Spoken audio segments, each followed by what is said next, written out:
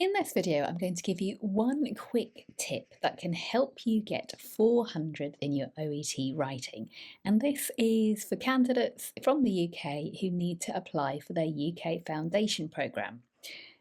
You are quite great at getting things right, and you're often scoring 380, something like that. And if this is you and you're not too sure why you're not hitting this 400 mark, then this video could help you.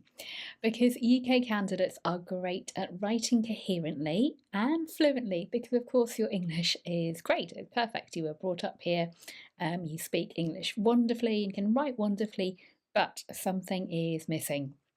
And there's something that candidates are not doing, and this is holding lots of people back from scoring that elusive 400. And what is that? Well, according to the assessors, candidates need to demonstrate the criteria more consistently and to a high enough level throughout their letter. Now, this includes having an accurate purpose, making the timeline clear, being concise, and making sure the letter is well organised. I've gone into this in much more detail in some of my other longer videos, and if you check out the UK Foundation programme playlist, you'll be able to find those. But what I want to focus on today is just this one thing, making sure you have an accurate purpose. My name's Sona, I'm your online OET tutor with Bose Learning, and I'm a premium preparation provider of the OET. Thank you very much for joining. Okay, so the assessors like to have a clear and immediate purpose that establishes the context of the letter and guides the reader.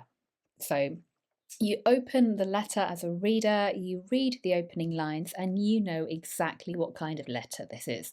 Is it urgent? Is it a referral? Is it a follow-up? Is it a discharge?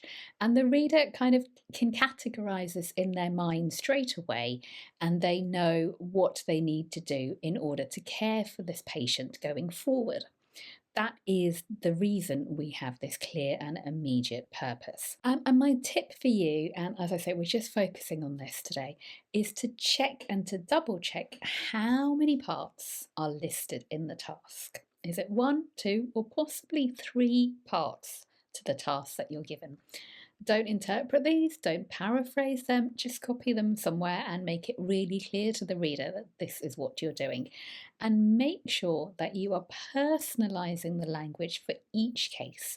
So each case is going to be slightly different, and make sure that comes through in your writing. So this, as I say, has been a weakness for medicine candidates, which is why I really want you to focus on it. Make sure you're getting that right. To get a B in purpose, you're scoring about 2 out of 3, which is fine for a B, but we want a high B or an A. So you really need to be scoring 3 out of 3 and making this so nice and clear, which is again why I'm really banging on about this today. So what we're going to do is look at some samples and really analyse why is the purpose good in these sample letters. And these are all from the OET. And, you know, that's the best place to look, really, because the OET provide you with case notes, they provide you with samples, so you know that the samples are good and that this is what you need to produce. So we're not looking at the main case, we're just looking at the task. Using the information in the case notes, write a letter of referral for further investigation and definitive diagnosis to this gastroenterologist. So, how many parts are there to this task? There are 2.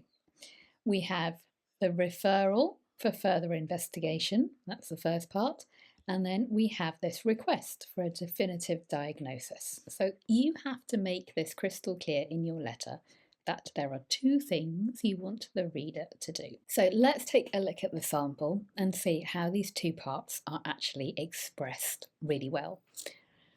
So thank you for seeing the patient. We have her age and her job, which is standard. We have when she presented and the presenting issue, the 2-week history of esophageal reflux with possible stricture. So we have the problem. Now, here we go. I am writing to refer Ms. Hall to you for further investigation and an endoscopy if required, which of course will produce the definitive diagnosis, and it comes up in the case notes. And then, after all the in-between bits, which we're not looking at today, we have this here. I would be grateful, this is the conclusion, I would be grateful if you could provide Miss Hall with a definitive diagnosis. So, nice and clear. Do you see how simple that is? Okay, so it is simple, and that's why I really want you to get it right, because it's something quite easy that you can fix if you're not doing this already. Let's look at another sample. So, how many parts are there to this task? Using the information in the case notes, write a letter of referral to Dr. Smith. He's an endocrinologist for further management of Mrs. Sharma's sugar levels. How many parts are there to this task? There's just one. We need the reader to further manage her diabetes. So, what about the introduction then? Thank you for seeing Mrs. Priya Sharma. We have her name. A type 2 diabetic, we have the issue for further management of her blood sugar levels. Further management of her blood sugar levels. Nothing, you're not reinventing the wheel here. It's nothing fancy, no fancy pants. It's just writing, it's just copying it down really, really clearly. And at the end, we just have one line. Therefore, I am referring her to you for your specialist advice. And again, it just links everything back nicely. Okay, so I just, as I say, wanted to make this really nice and clear. Go away and look at the other tasks yourself.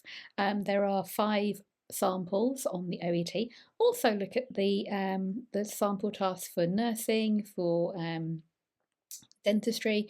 Why not? Have a look, they're all good, and look at how things are written really, really clearly. So just a little quick one today, a quick little video. I hope you found that useful.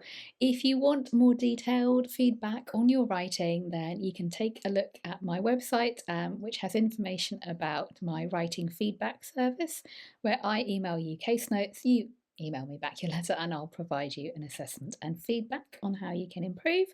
And if you like this, I'd be so happy if you could help me grow my channel by saving it or liking it or whatever these algorithms do and sending it to friends and colleagues.